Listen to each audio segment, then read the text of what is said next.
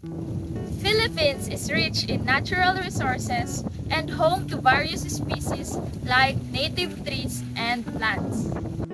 Kabuhay! This is Princess and join me as I delve into the beauty and benefits of my two favorite native treasure. Halina, samahan niyo ko at ating tuklasin ang kanilang kakaibang katangian.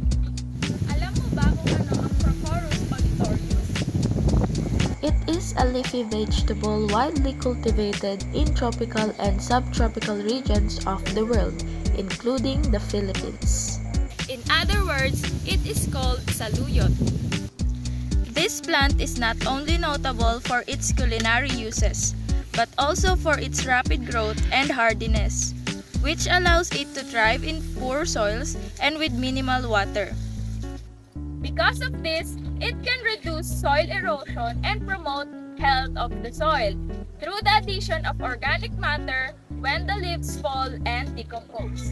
Saluyot is packed with vitamins, minerals, and antioxidants and is a staple in Filipino cooking.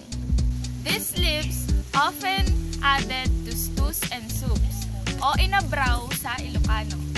Alam mo ba na may anti-aging benefits din ito at good source ito ng dietary fiber?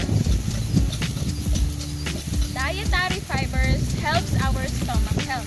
It also regulates our blood sugar. Its resilience and utility highlights its importance as more than just a food source, but also a component of sustainable agricultural practices and ecological health.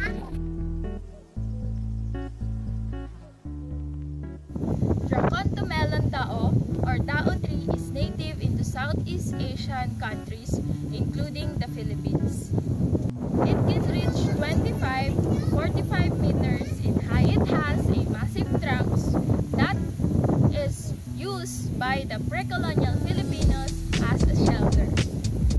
Dahil sa lalim at laki ng ugat nito, nakakatulong ito upang maiwasan ang pagbuho ng lupa.